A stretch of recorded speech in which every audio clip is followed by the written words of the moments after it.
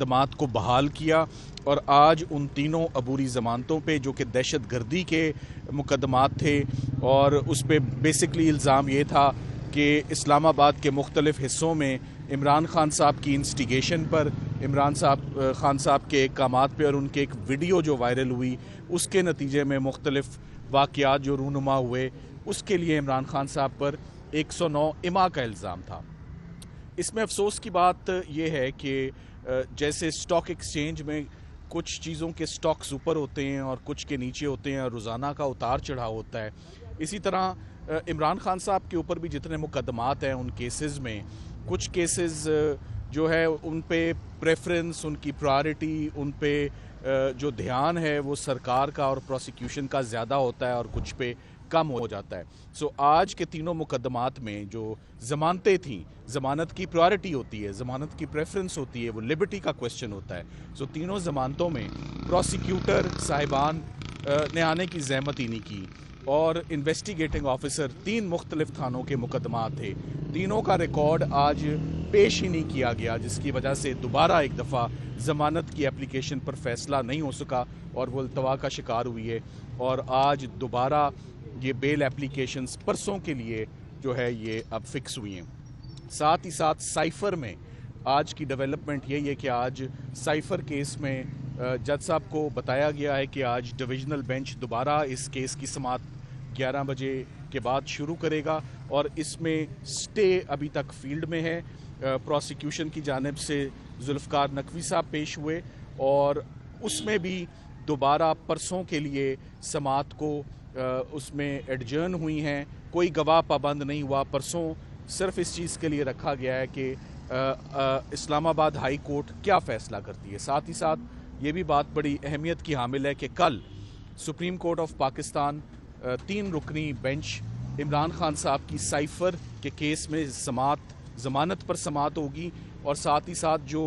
जल्दबाजी में उनका ट्रायल चल रहा है और जेल में जो ट्रायल चल रहा है और डिफेक्टिव चार्ज जो फ्रेम हुआ है उसके हवाले से भी जो है वो हेयरिंग कल 3 रुकनी जो बेंच है कल उस पर वो समाअत करेगा। आज इमरान खान साहब ने जज साहब से मुखातिब हो के उन्होंने इस बात का अपने कंसर्न का और अपना फ्रस्ट्रेशन का इजहार किया कि मेरी ज़मानतों पे आप फ़ैसले क्यों नहीं फरमा रहे। 4 महीनों से ये पर्चे दर्ज हैं, वैसे इन पे हो चुकी हैं, रिकॉर्ड नहीं आ रहा है इनमें, प्रोसिक्यूटर्स नहीं आ रहे। सो उन केसेस पर आप प्रायोरिटी पर और प्रेफरेंस देते हुए उनको आप वो फ़ैसला दें। इमरान खान साहब ने आज वैसे इंटरनली गुफ्तगू करते हुए लीगल टीम में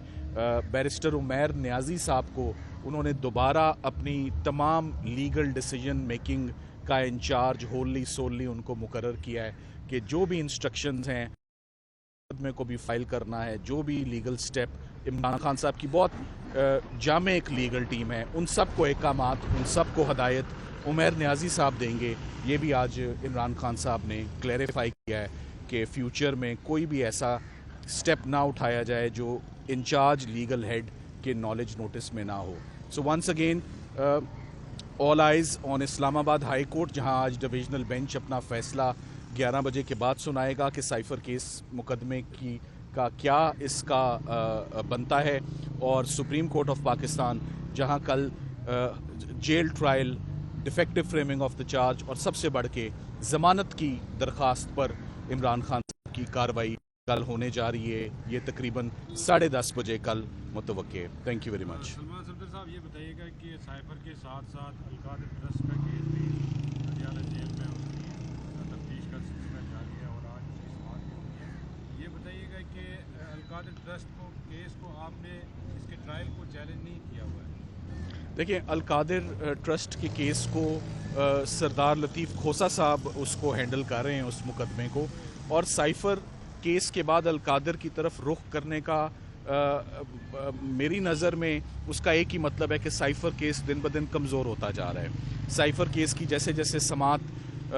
आला अदलिया के पास जाती जा रही है, साइफ़र केस के गुब्बारे में से हवा निकल रही है और यही वजह है कि अब प्रोसिक्यूशन एक नया रास्ता, एक नया मुकदमा और एक नया ध्यान और एक नया जो है वो अपना वो उस पर